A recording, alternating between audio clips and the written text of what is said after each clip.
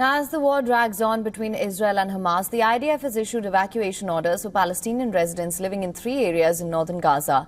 This comes as US President Donald Trump called upon Israeli Prime Minister Benjamin Netanyahu to allow aid into the Gaza Strip. In a tweet on social media platform X, the Israeli Defense Forces warned residents living in Turkmen, Ashdida and northeast Zaytun to leave their homes ahead of an impending strike. It also asked Palestinians to move towards Gaza City for their own safety.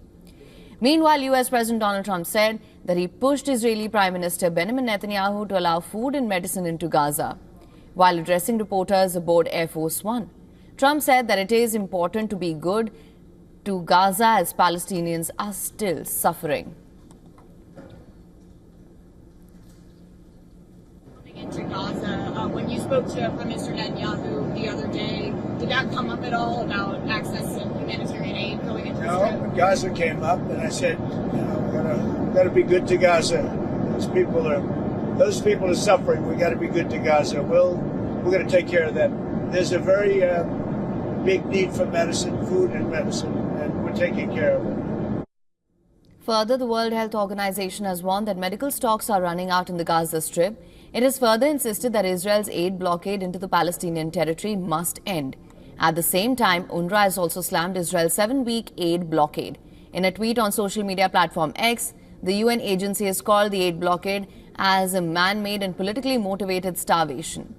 In the midst of all this, Hamas will be holding talks on the Gaza ceasefire with the Egyptian mediators in Cairo on Saturday. According to the Palestinian militant group, the Hamas delegation will discuss the group's vision for ending the war with Israel. In other developments, Syria's foreign ministry has urged the UN Security Council to mount more pressure on Israel to withdraw from its territory. Mr. President, we would like to ask the Council to put pressure on Israel to withdraw from Syria and to implement the 1974 disengagement agreement. We have repeatedly announced our commitment that Syria will not constitute any threat to any of the neighboring countries or any country around the world, including Israel. Furthermore, Syria has also called for the removal of the international sanctions imposed during the regime of ousted President Bashar al-Assad. While Syria has opened its doors to states and gave hope to its people to return, the burden of sanctions continue to threaten our stability when international organizations and corporations seek to invest in and rebuild our economy. They find that these sanctions that have expired stand in the way.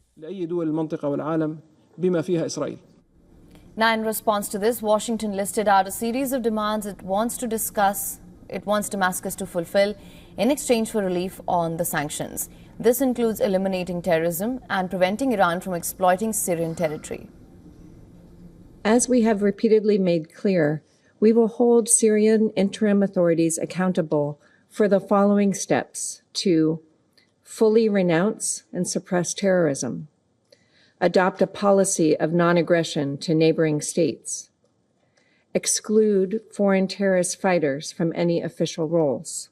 For latest news, download the WION app and subscribe to our YouTube channel.